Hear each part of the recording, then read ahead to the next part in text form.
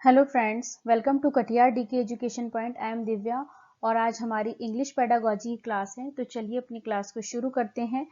ये क्लास आपकी CTET paper 1 और पेपर 2 दोनों के लिए है। पहला क्वेश्चन है, the idea that children are born with language acquisition device is given by. तो आपको बताना है कि ये बात किसने कही थी कि बच्चे लैंग्वेज एक्विजिशन डिवाइस के साथ जन्म लेते हैं, भाषा अधिग्रहण यंत्र के साथ बच्चे जन्म लेते हैं। ये बात किसने कही थी? पहला ऑप्शन है चॉम्स्की, दूसरा वाइगॉत्स्की, तीसरा पियाजे या फिर स्किनर। तो बताइए बेटा कि भाषा अधिग्रहण यंत्र की बात किसने कही? किसने कहा कि बच्चे के अंदर जन्मजात क्षमता होती है भाषा को अर्जित करने की? तो आपका करेक्ट आंसर हो जाएगा चॉम्स्की। ये बात किसने कही? चॉम्स्की ने कही। नेक्स्ट क्वेश्चन है आपका, language normally used in informal conversation but not in formal speech और राइटिंग इज कॉल्ड। अब आपसे ये पूछा गया है कि जो भाषा हम अनौपचारिक रूप से बातचीत करने में इस्तेमाल करते हैं उसको हम औपचारिक रूप से बातचीत करने में इस्तेमाल नहीं करते हैं, है ना, या फिर बोलने में या लिखने में इस्तेमाल नहीं करते हैं, तो उसको क्या कहा जाएगा? जिस भाषा का इस्तेमाल आप अनौपचारिक रूप में बातचीत करने में करते हैं, अपने घर परिवार में जिस भाषा का इस्तेमाल करते हैं, तो औपचारिक रूप से आप उस भाषा का इस्तेमाल नहीं करते हैं, ना ही बोलने में और ना ही लिखने में। तो अब यही पूछा गया कि उसको क्या कहा जाएगा? पहला कोलोकेशन, दूसरा कोलोक्वियल, तीसरा क्लू या फिर चंक। तो उसको क्या कहा जाएगा बेटा? ऑप्शन नंबर बी आपका करेक्ट हो जाएगा। उसको कोलोक्वियल कहा जाएगा, आम बोलचाल की भाषा। नेक्स्ट क्वेश्चन है आपका, a teacher in class 4th has given a task on roll play where the learner are asked to enhance their ideas in a given situation. Which skill she is trying to enhance? अब आपको ये बताना है कि class 4th की एक teacher है जिसने बच्चे को एक रोल प्ले करने के लिए कहा और बच्चे से कहा, बच्चे को एक सिचुएशन दी, है ना, और क्या कहा? अब अपने आइडियाज को एक्सचेंज करो, विचारों का आदान प्रदान करो। तो वो बच्चों में कौन सी स्किल है जिसको इनहेंस कर रही है, कौन से कौशल को बढ़ाने की कोशिश कर रही है? तो पहला एक्टिंग, दूसरा राइटिंग, तीसरा स्पीकिंग या फिर रीडिंग। तो आप बताइए इसमें से करेक्ट आंसर क्या होगा बेटा? जब बच्चों को एक सिचुएशन दी जा रही है और उस पर उन्हें अपने आइडियाज को एक्सचेंज करने के लिए कहा जा रहा है ना, तो क्या होगा? जब विचारों का आदान प्रदान होगा तो कैसे होगा? बोलकर होगा, बातचीत करेंगे तभी तो होगा ना। तो उसकी कौन सी स्किल इसमें एनहेंस होती है? आपकी स्पीकिंग। तो कौन सी स्किल इनहेंस हो रही है बेटा? स्पीकिंग स्किल, है ना। नेक्स्ट क्वेश्चन है आपका, a language teacher gives a task of group story writing. She started a story with once upon a time there was a little girl, then she asked the group to add on a sentence to the story. One student will record the responses in a group. This activity is used to enhance.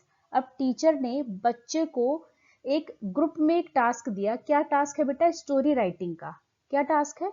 Story writing का task है।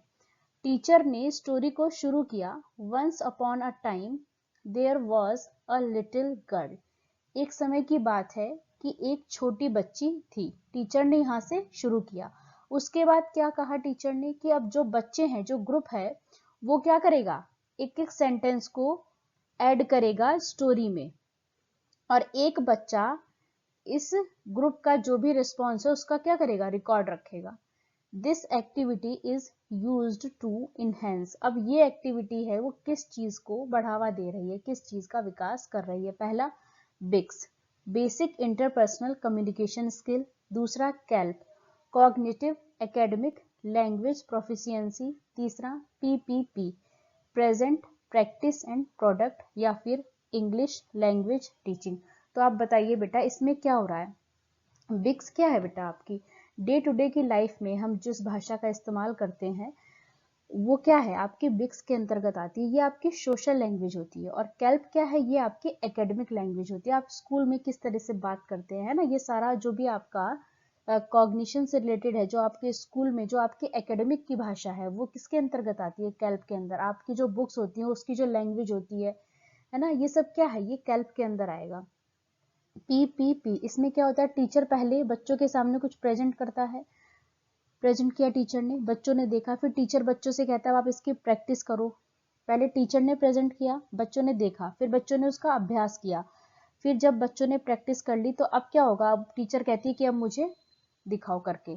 तो क्या हो गया, ये product हो गया। पहले टीचर ने बच्चों को दिखाया, बच्चों ने उसका अभ्यास किया, अब बच्चा टीचर को करके दिखा रहा है, ठीक है।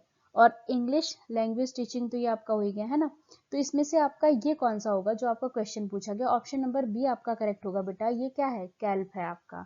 नेक्स्ट क्वेश्चन है आपका, लैंग्वेज इज रिलेटेड टू, भाषा किससे संबंधित है। पहला, सोसाइटी बट नॉट कल्चर। आप ये बताइए कि ये बात सही है, ये बात बिल्कुल गलत है। भाषा जो है आपकी वो कल्चर से संबंधित नहीं है क्या, बस समाज से संबंधित है, नहीं, ऐसा नहीं, ये गलत है। दूसरा क्या है, कल्चर ऑफ सोसाइटी, समाज की संस्कृति, ये बात बिल्कुल ठीक है आपकी। तीसरा ऑप्शन क्या है, the symbols that are not vocal, ये भी गलत है। The written form of that language, so dialect is not a language, ये भी गलत है। तो आपका बताइए, आपका क्या ऑप्शन सही हुआ, बी ऑप्शन आपका बिल्कुल सही है, culture of society. Next question है आपका, which of the following activities need to be taken care of for helping non-native speaker to produce the sound of the target language। अब आपसे बेटा क्वेश्चन में क्या पूछा गया है, नॉन नेटिव स्पीकर जो है, नॉन नेटिव स्पीकर किसको कहते हैं बेटा, जैसे कि कोई व्यक्ति है जो इंग्लिश में बात कर रहा है लेकिन उसकी नेटिव लैंग्वेज इंग्लिश नहीं है, उसकी जो मदर टंग है वो इंग्लिश नहीं है। तो जब उसकी नेटिव लैंग्वेज इंग्लिश है ही नहीं लेकिन फिर भी वो इंग्लिश में बात कर रहा है तो उसको कहा जाएगा नॉन नेटिव स्पीकर, ठीक है बेटा। तो अब जो नॉन नेटिव स्पीकर है उसकी आप कैसे हेल्प करेंगे, to produce the sound of target language, है ना, जो उसकी टारगेट लैंग्वेज है उसको सीखने में आप उसकी कैसे हेल्प करेंगे। पहला ऑप्शन क्या है आपका, distinguishing the vowel from consonant sound. दूसरा, imitating the way a native speaker produce sound. तीसरा, ensuring that word spoken are intelligible to others. D, maintaining the regional interference. तो आप बताइए इसमें से करेक्ट क्या होगा बेटा। जब कोई व्यक्ति, है ना, कोई व्यक्ति जिसको टारगेट लैंग्वेज जिसकी इंग्लिश है आप उसको सिखाना चाह रहे हैं तो उसको क्या करना पड़ेगा बेटा, इमिटेट करना पड़ेगा, उसको अनुकरण करके सीखना पड़ेगा जैसा कि नेटिव स्पीकर उसमें बोलते हैं, है ना। अगर आपको इंग्लिश सीखना है तो आपको क्या करना पड़ेगा, अनुकरण करना पड़ेगा उन लोगों का जिनकी नेटिव लैंग्वेज इंग्लिश है, तभी तो आप सीख पाएंगे ना कि वो कैसे बात करते हैं, हमें वैसे ही बात करनी है। तो ऑप्शन नंबर बी आपका करेक्ट हो जाएगा। नेक्स्ट क्वेश्चन है, इन grammar translation method grammar is taught. Grammar translation method में ग्रामर को कैसे सिखाया जाता है।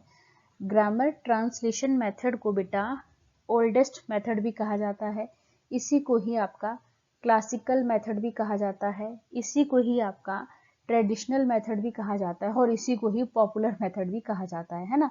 तो जो ग्रामर ट्रांसलेशन मेथड है बेटा, इसमें क्या होता है, आपको माना आपको इंग्लिश सीखना है तो उसमें क्या होगा, इंग्लिश को भी आपकी जो मदर टंग है उसमें ट्रांसलेट करके सिखाया जाएगा, ठीक है।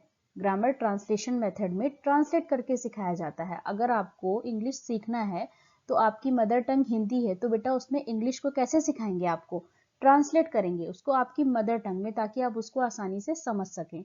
इसमें क्या होता है, जो ग्रामर ट्रांसलेशन मेथड होता है बेटा, इसमें आपकी किस चीजों पर ज्यादा फोकस किया जाता है, आपकी रीडिंग और राइटिंग पर, है ना, रीडिंग पर और राइटिंग पर आपके ज्यादा फोकस किया जाता है, इसमें स्पोकन पर ध्यान नहीं दिया जाता है, ठीक है।